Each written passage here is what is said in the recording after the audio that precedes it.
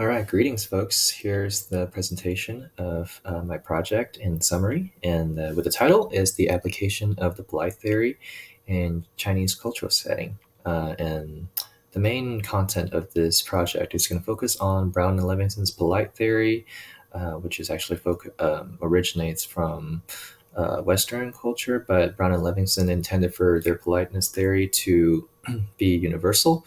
However, my project is gonna talk about the cultural sensitivity that Brown and Levinson theory would require to make, and we're going to talk about the challenges with the politeness theory to apply it in Chinese cultural setting. So first, we'll talk about Brown and Levinson's polite theory, what they are.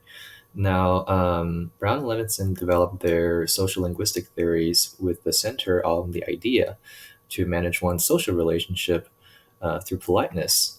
Their intention is to try to apply universally, and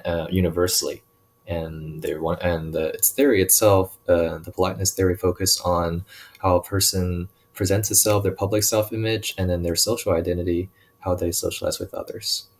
Now, the Brown and Levinson's politeness theory itself is categorized by four different sections. There's positive politeness, negative politeness. Now, there's the bold on record and the off record. The section's first positive phase, it focuses on on the positive aspect, familiarity and friendliness. Usually, that means that it's on the positive aspect, it's how a person trying to maintain a good relationship with others through goodwill actions, compliments, and acts of unity. Try to just acts of good services and such to try to present a positive image of themselves. Whereas the negative phase actually focus where a person trying to avoid imposition, try to respect others' personal boundaries, so they don't try to be direct. They try to show respect, kind of like in a very polite manner. It's like how when you're asking for something, you want something, but you're also not trying to be too rude about it. So that's how it is, trying to avoid conflicts. And then there's the two strategies. There's a bold on record, which is actually more assertive. And it's when you're being direct and you don't care as much about imposing others, you're just being brutally honest. But however, there's arguments that this bold on record actually might go on the impoliteness category because sometimes it can actually make the person uncomfortable by being too direct. And then on the opposite, there's the off record, which is the more of an indirect communication for the sake of imposition, to try to not be fully direct, try to prevent conflict. And it can be more of a people pleasing mindset, but it's the goal here is to not to try to use more of an indirect communication. You're still saying what you're trying to say, but you're not being really honest about it. So yeah, that's the more four categories of Brown Levinson's politeness theory. Now we are going to talk about the Chinese politeness, the uniqueness of it. Now the Chinese politeness revolves around the concept of face. Okay, we focus more on an individual's face, and the concept of face, it represents a person's public reputation, their dignity, and their social standing. How they just kind of like presents basically themselves in general. It focuses more on the person, but it's more also around the community, like a community matters. And it focuses on trying to maintain a more harmonious relationship and trying to you're conforming to social norms of the people around you in your community. Yeah, it's pretty broad in all sorts of aspect. Now, the goals of face is that it needs to be maintained. You're maintaining face to try to protect your dignity. Now, if you lose face in China, it can actually be very humiliating, and your reputation can be deeply hurt by others, especially from gossip or just the fact that it's very it's hurting yourself as a person in general if you lose face from certain actions. Now, there's two dimensions when it comes to face in China. First is the mianzi. Mianzi refers to kind of like both means face, but for mianzi it refers to one's public reputation and how they feel, the respect that they feel like they deserve in their social community, and it's more like how your face is earned through trying to fulfill social obligations, how you're giving gifts, or there's a certain rule of how to be polite and how to it's kind of the norm of sharing, saying thank you, or like when a person's older than you, you have to make there's certain things that you have to say to keep that show that you're a respectful person, with the goal to maintain a harmonious relationship, of course. And then there's Lian, and it focuses more on a person's personal dignity rather than in the community. So your personal dignity and your self-respect.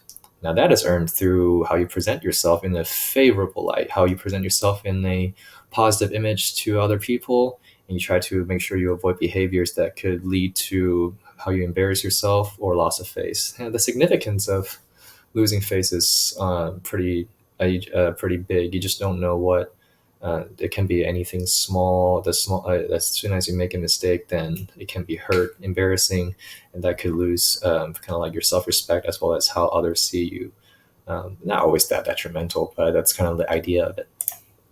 Now, let's talk about the similarities between Brown and Levinson's theory and the Chinese politeness. Now, both of them recognizes politeness as more of a social phenomenon, and both kind of with a purpose of trying to maintain a harmonious interpersonal relationship. So both have the same goal, and they both acknowledge that politeness actually um, you need to uh, have certain behavioral norms. You have follow good social norms that a person must follow when you're communicating. And then both theories emphasize the importance of face, positive, negative face in Brown Levinson theory versus Chinese polite face in their polite theory. Brown and Levinson differentiate between positive and negative face needs, while Chinese polite theory emphasis on respectfulness. It's kind of like more multifaceted. Then we'll talk about the challenges of applying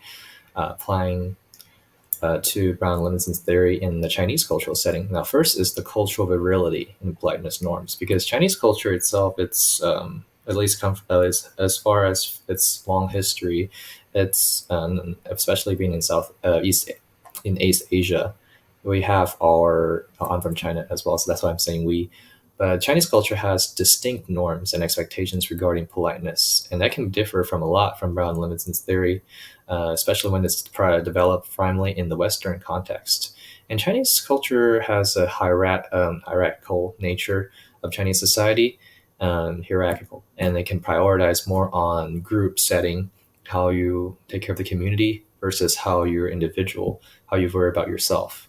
And then secondly, the second limitation is the complexity of face. And now both Brown Leminson's theory and Chinese politeness theory focus on face, but Chinese concept of face is more multifaceted.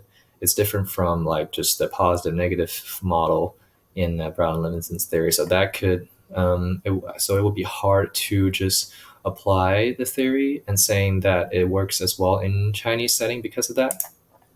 Another one is the in Chinese indirect communication style. In China, communication kind of uses more indirectness, like we said earlier, and as a politeness strategy, and that differs a lot from the more direct manner in Brown Leminson's theory. In America, it's more on the assertive side. That's what I can say.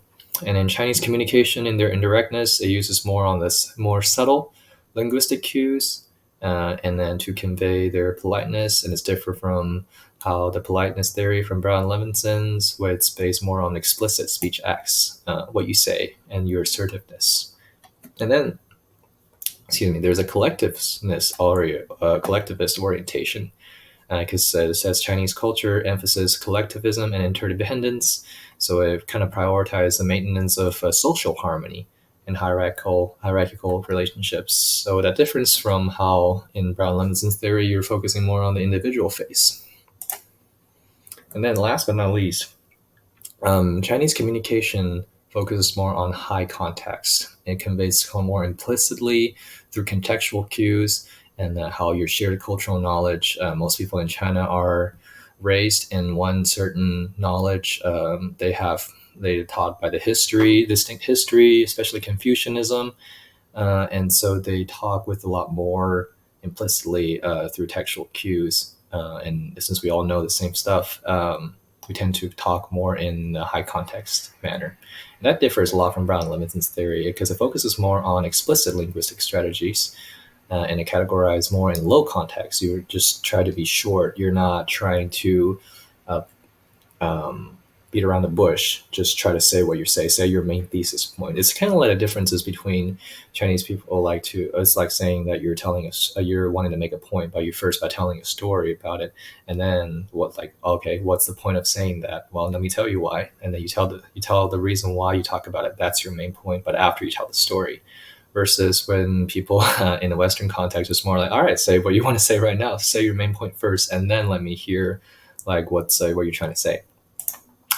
So, in conclusion, first, the application of Brown Levinson's theory in Chinese culture, it requires a lot more cultural sensitivity, especially to East Asian culture and the adaptation.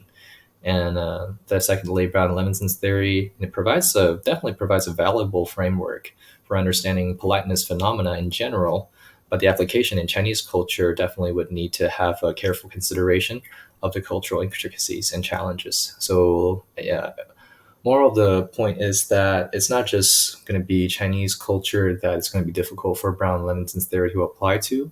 I think there's a couple other ones, especially like in Japanese culture, where it has like its own respectful language in order to maintain social harmony that could differ a lot from Brown Levinson's theory as well.